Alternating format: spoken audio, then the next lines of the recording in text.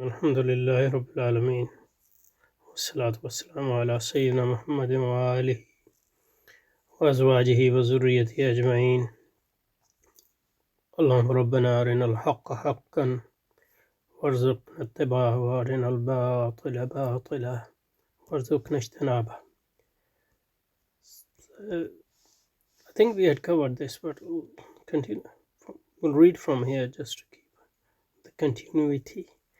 It follows that the principal difference between theology and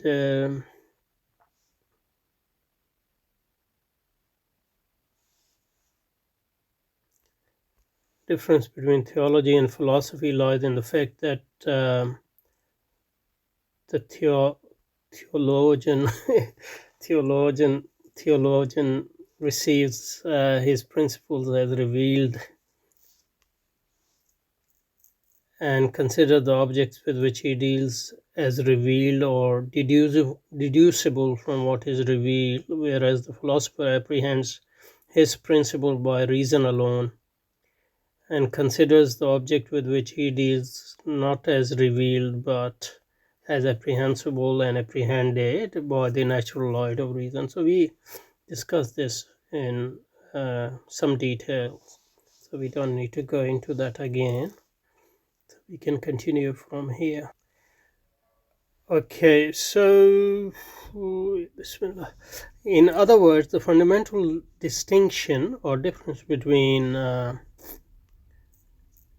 theology and philosophy does not lie in the difference of objects, meaning subject matter. So the difference is in methodology rather than in the subject matter. Some truths are proper to theology. If they're truth, how can they be just proper to theology, since they cannot be known by reason? I mean, knowledge is something else and the truth is something else. So even since they cannot be and are known only by revelation, so in that sense they are proper to. Not that they are truth in relative to truth relative. The mystery of the Trinity, for example, while other truths are proper to philosophy alone in the sense that they haven't been revealed. But there are some truths which are common to both.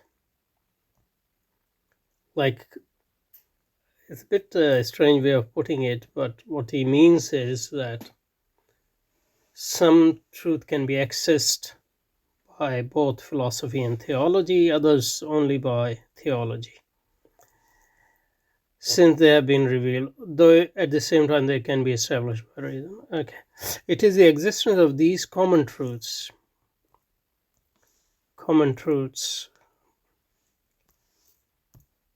which makes it impossible to say that theology and philosophy, primarily because each science consider different truths. Very strange way of putting it. In some instances, they consider the same truth, though they consider them in a different manner. The theologian, considering them as revealed, the philosopher as conclusion of the process of human reasoning. For example, the philosopher argues to God as creator, while theologian also treats of God as creator. But for philosopher, the knowledge of God as creator comes as the conclusion of purely rational argument. Well, that's philosophy's claim. And obviously, he is not saying a theologian, a same person can be a theologian, can wear two hats, theologian's hats and philosopher's hat, as Aquinas does. But if a same person is wearing two hats, how can you compartmentalize them in such a, so it's such a neat manner. And similarly, purely rational arguments, how can those purely rational arguments be immune from the irrationality or non-rationality surrounding them? So these are all the questions. While the theologian accepts that fact that God is created from revelation, so that it is for him premise rather than conclusion, a premise which is not hypothetically assumed but revealed. But don't you have to first establish that that revelation is a true revelation? And you can't. That's the argument by mutakallimin. So what the Father Copleston is saying is that for a theologian, the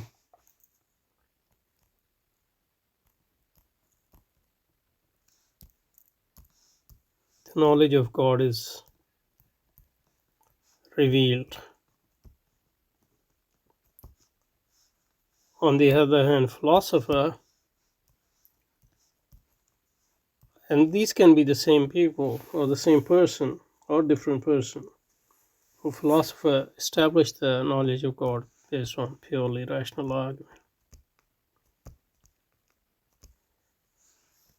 So for theologian, God is a premise. For a philosopher, it is a conclusion of an argument.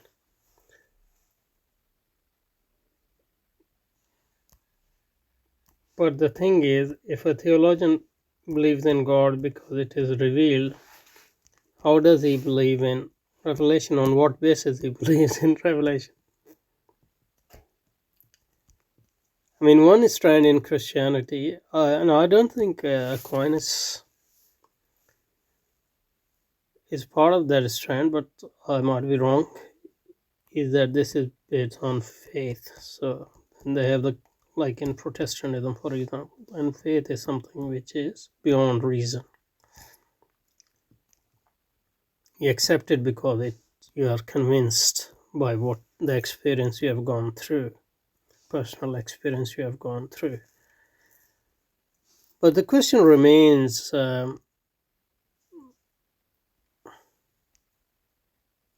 if God you believe because of revelation,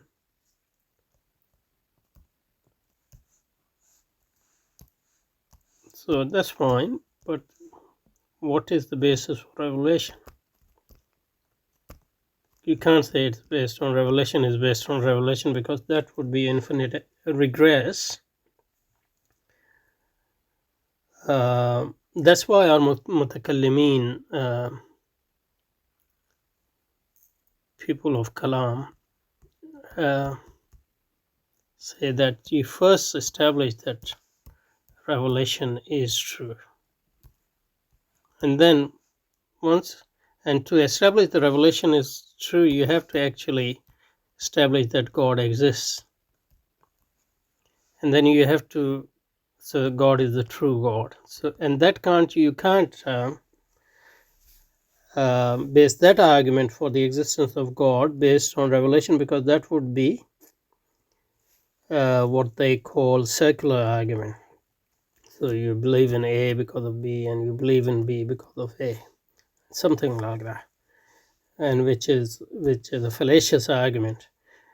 That's why they said, our mutakallimin say that first you establish God exists, then you it's a true God, and then that the prophet is a true prophet, and this is a purely rational argument, has to be, because otherwise it would be circular. And once you have, and then you say that this revelation is from the prophet, and the prophet is a true prophet, so it can't say the true prophet is infallible because it's under God. The infallible, once you establish that, then you have to accept what God and the prophet tell you through revelation. But so that's a purely rational.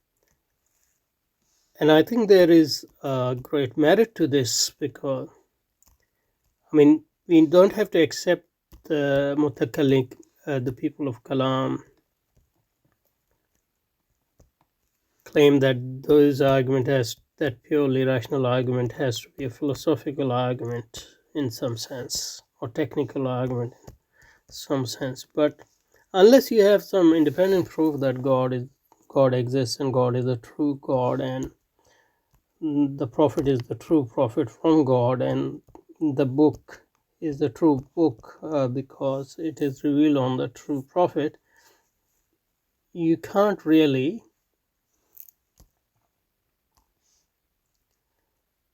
you can't really have a belief system which is justified. So in that sense, it would seem to this point that what Copleston is saying on behalf of Aquinas is that a theologian believe in God because it is based on revelation, and revelation is sort of self-justified.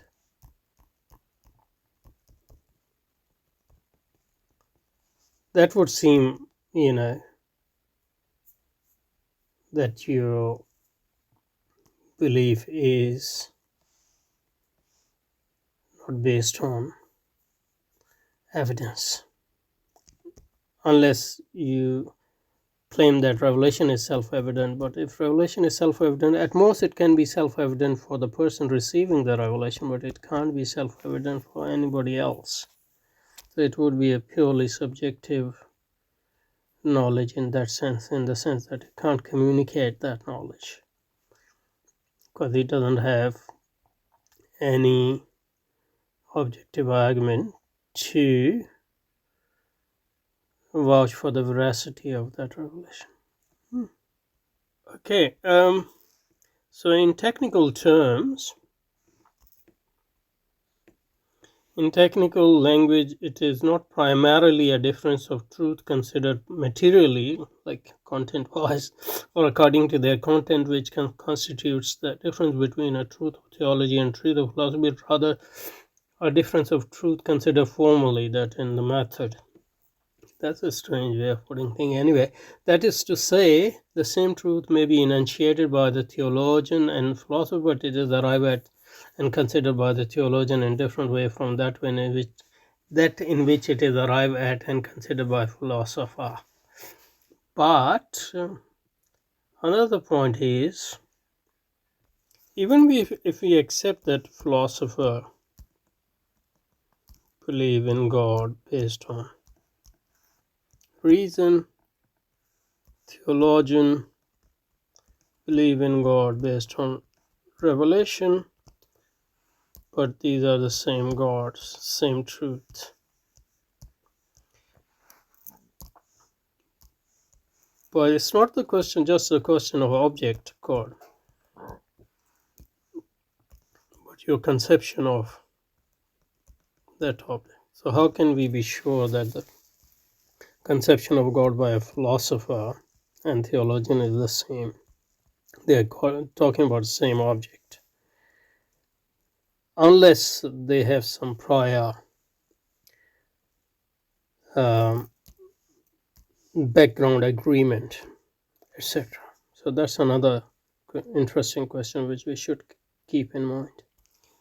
Okay, so this so said that the same truth may be enunciated by both theologian and philosopher, but it is arrived at and considered by the theologian in a different way from that in which it is arrived at and considered by the philosopher. Diversa ratio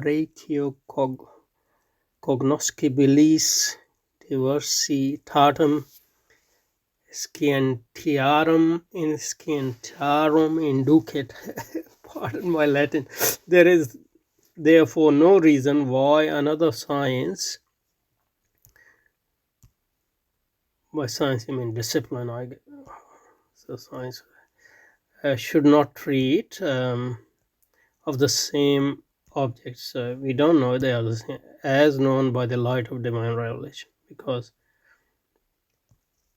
if your conception is important in the reference you are making in determining the object in any sense, as it is, I think,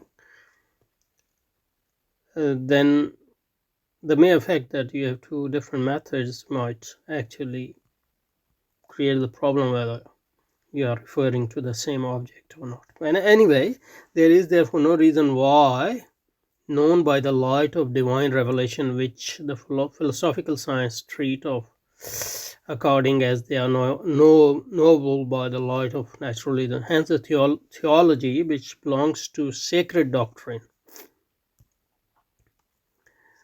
um, differs generically from the theology which is part of philosophy. That's, I think, the quote from uh, Saint Thomas Aquinas. So he's basically saying the same thing which he was between dogmatic theology. So, and natural theology is basically philosophy in Aristotle's conception. There is certain overlapping, but the sciences differ generically, like they differ in method. Okay, if you say so. Should we stop it? Okay, because we're starting a new stuff. I don't know what's about. I think it is. So basically, we have finished the section on philosophy and theology. The other section is moral necessity of revelation. Next section, incompatibility of faith and science in the same mind concerning the same natural and supernatural, and maybe we'll read that too. We'll see. Okay.